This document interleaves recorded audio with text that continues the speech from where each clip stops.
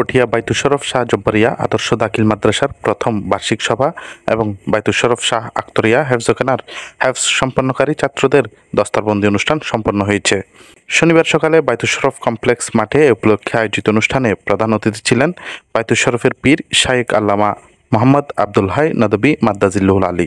মাদ্রাসা পরিচালনা কমিটির সভাপতি ও সাবেক উপজেলা চেয়ারম্যান মোহাম্মদ ইদ্রিস মিয়ার সভাপতিত্বে এবং মাদ্রাসার অধ্যক্ষ শেখ মোহাম্মদ ইউনুসের সঞ্চালনায় এতে বিশেষ অতিথি ছিলেন পটিয়া পৌরসভার সাবেক মেয়র ও উপজেলা আওয়ামী লীগের সাধারণ সম্পাদক অধ্যাপক হারুনুর রশিদ, কেন্দ্রীয় যুবলীগের যুগ্ম সাধারণ সম্পাদক বদিউল আলম, মহানগর যুবলীগ নেতা দিদারুল আলম, পটিয়া ব্যাংকার্স ফোরামের সভাপতি আমির হোসেন, পটিয়া সরকারি কলেজের সহকারী অধ্যাপক শফিউর রহমান, প্রফেসর শফিউল আলম, কমপ্লেক্সের সাধারণ সম্পাদক মফিজুর রহমান সওদাগর, আবু তালেব আইয়ুব, সেলিমউদ্দিন, কবিয়াল আবু ইউসুফ, সহকারী সুপার মাওলানা সরওয়ার হোসেন রাশেদি সহ অন্যরা।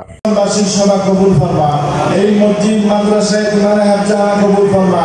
আগামীতে এখানে একটা হসপিটাল করার জন্য চিন্তা ভাবনা আছে, এই প্রতিষ্ঠান করার জন্য আমাদেরকে তৌফিক দান করো। এই প্রতিষ্ঠানের জন্য যারা সাহায্য সহযোগিতা করেছেন তাদের উপর রহমত নাযিল করো। এদিকে বিকেলে বাইতুল শরফ আঞ্জুমনে ইত্তেহাদ বাংলাদেশের উদ্যোগে তরিকায়ে আলিয়া কাদরিয়া তরিকত সম্মেলন অনুষ্ঠিত হয়েছে। সম্মেলনে সভাপতিত্ব করেন বাইতুল শরফের পীর শায়েখ আল্লামা মোহাম্মদ আব্দুল হাই নদভী মাদ্দাজিল্লুহুল আলী।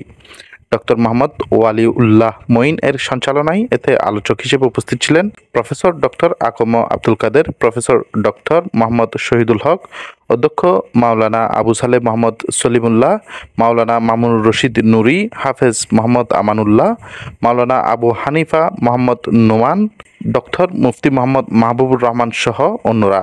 এতে রাহবারে বাইতুল শরফ তার বক্তব্যে বলেন, শরীয়ত ও তরিকত পরস্পর পরিপূরক। ইসলামে শরীয়তের বিধিবিধান যথাযথভাবে প্রতিপালনে তরিকতের অনুসরণ একান্ত প্রয়োজন। তরিকতের অনুসরণেই একজন মানুষকে প্রকৃত আল্লাহর বান্দা হিসেবে গড়ে তোলে। আলোচকদের আলোচনা শেষে রাহবারে বাইতুল শরফের বিশেষ মোনাজাতের মাধ্যমে মাহফিল সম্পন্ন হয়। এতে তিনি দেশ ও জাতি বিশেষ করে রহমতের বৃষ্টির জন্য মোনাজাতে আল্লাহর কাছে প্রার্থনা করেন। Desk report, Patiya TV.